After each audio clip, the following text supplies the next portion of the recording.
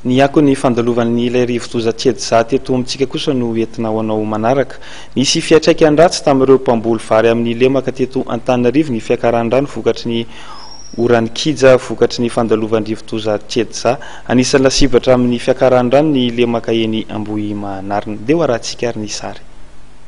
Tsy mitsaha miakatra ny rano eny Tambaro ny mpamboly eto Ambohitro, anton'izay nahatonga azy ireo nijinja meloany fotoana fahamasahan'ny vary. Raha ny andrandra vokatra tsara mpamboly tamin'ny topamboleny iny dia fahadisomba ny tenana no hitan'izy ireo. Ny enatra any amin'ny 500 isanjato ny vokabary niakatra tamin'ity taona ity. Atiatoka tena 500 isanjato. Raha ketsandrery dia ray alina no mijinja azy zao teo. Ray alina ny olona ray, karaman'olona ray. Nefa ny vary zao hitanareo maitso be zao. Filitra dia tsy maintsy nalaina. Nefa tokony doviana zao hoe no tokony tena hoe mijinjaina raha tena hoe rano marina zany amin'ity faravolan'ity. Ilay zany raha ohatra hoe tsy difotry ny rano dia efa tokony masaka ihany, fa izy difotry ny rano dia tsy masaka atsy, tsy mety masaka. Hotery hividy vary, masom-boly tsisy satria tsy azo averina tsony. Ny vokabary aloha raha ohatra isika voaray ara-dalàna tsy misy tondra-drano tena namokatra ny vary tamin'ity tsotrisa taona. Fa le rano ny tena nanimba be azy. Efa voazinjany aketsany 400 mamera farany voapoka maina izy mamea 730 gony isataona.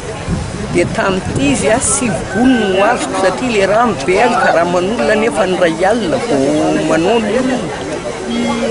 Dia 9 gony no azoko tamin'io very be mihitsy.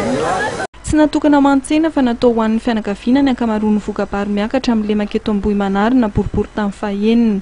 Tojo fahasairana na mpamboly tamin'ity kely ny vokatra niakatra teny Tambary ary tsy misy ihany koa ny masom-boly ilaina amin'ny topambolem-bary manaraka.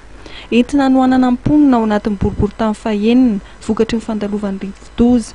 Nisy androany ny fanampiana nentin'ny solombavam-bahoaka avy amin'ny Antoko Tim. Etsika androany moa zany dia io le vokava mahatratra zany izahay Flora Valimanana miaraka amin'ireo député Antananarivo miaraka amin'ireo mpiaraka rehetrarehetra ao anatin'ny Voasina Valimanana moa zany fanometanana dia hanolotra vary zay tratra zany ho an'ireto trabona reto.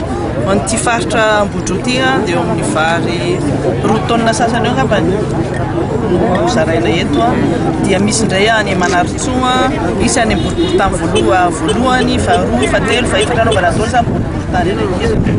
Ankoatry ny teto Ambohimanarina, anisan'ny nahazo fanampiana avy amin'ny solombavam-bahoaka Tima ihany koa ny traboana vokatry ny Sezda tao anatin'ny boribory tany 5 hafa eto Andrenivohitra.